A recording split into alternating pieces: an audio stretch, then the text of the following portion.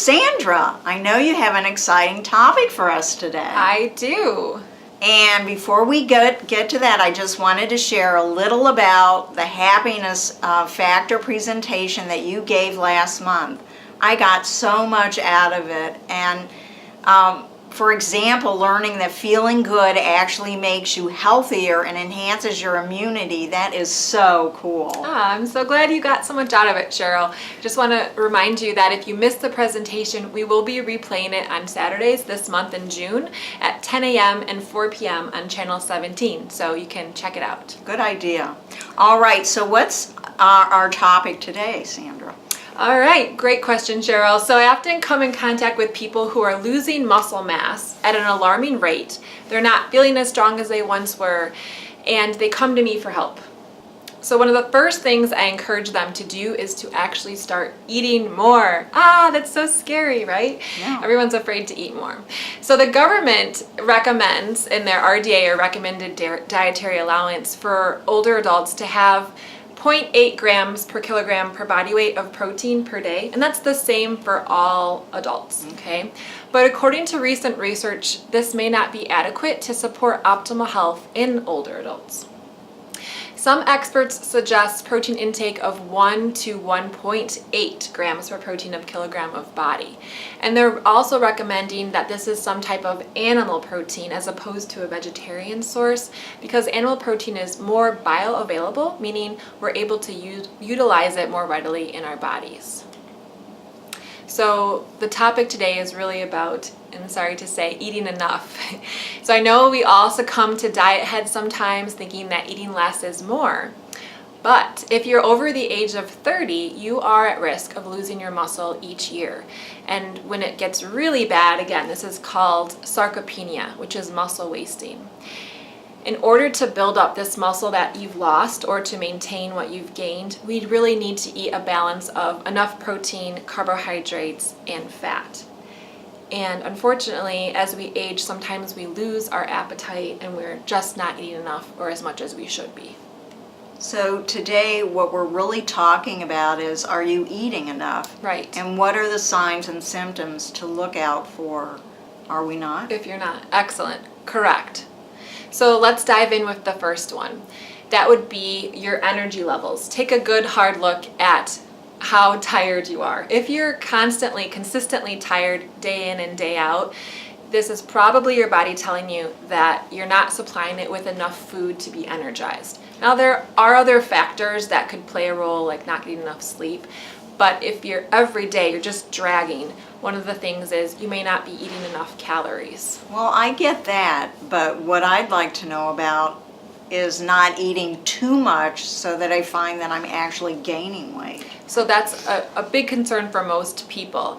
And what I find is that people usually are not eating too much protein or too much vegetables or too much whole grains. They may be eating too much refined carbohydrates and sugars. And so I would focus more on that versus am I eating too much food. The other thing, and I hear this a lot, is, well, Sandra, I weigh the same weight that I did in high school. So if they're 120 pounds in high school, they're 120 pounds at 85. The only problem with that is most likely they've lost muscle mass and gained fat. So they may have maintained the same body weight, but their composition has changed, which has effects for strength and metabolism and repairing your body, etc. That's interesting. I never thought of it that way. Yeah. Really interesting.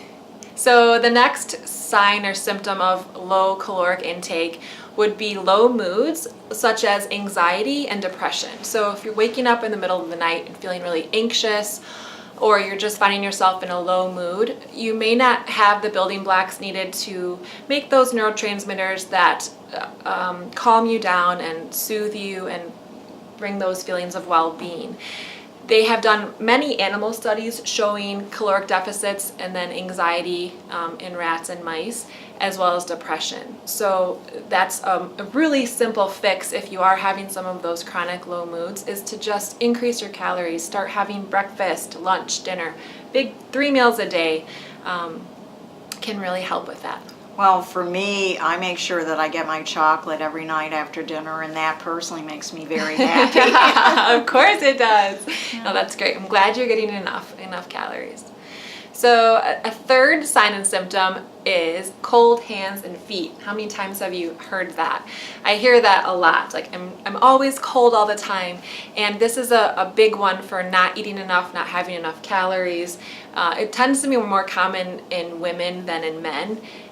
Just speaking from personal experience, I don't know if that's in the research or not, but again, it can be linked with not eating enough food. Well, I understood because I've always been told, because I have cold hands and feet, that it's because I have low blood pressure. That could be. You might also try just increasing your caloric intake by a little bit, especially after you exercise. Just have a little snack and see if that helps maintain your body heat. Good suggestion. All right, so this next symptom is kind of scary, and that is your hair falls out. Have you ever had that experience? After giving birth. Okay, yeah. So it may be because you're not getting enough protein. That's actually happened to me when I was on a raw food vegan diet for a couple months, and I was like, oh, I'm losing hair. I don't think this is a healthy diet for me, and it wasn't. I wasn't getting enough protein and nutrients.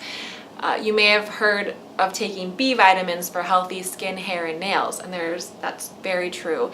So what we eat really is the building blocks for our bodies. And I take biotin. Actually, I think my hair hasn't fallen out since menopause, but my actual hair follicle has gotten smaller in diameter. Okay. And the biotin, I think, helps counteract that. I think it's very exciting to experiment with even doubling your protein intake and seeing what the effects are after a couple months. It does take a little bit of time to build up those reserves again. All right, number 5, a big one here. You can't lose weight. Many people think the opposite. They think if I just eat less and less, then I'm going to lose weight. But what happens is when you're working out really hard and you're eating less, you're giving your body this signal to kind of shut down, drop your metabolism really low, because they don't know how much food you're going to give it, so they'll try to hold on to everything.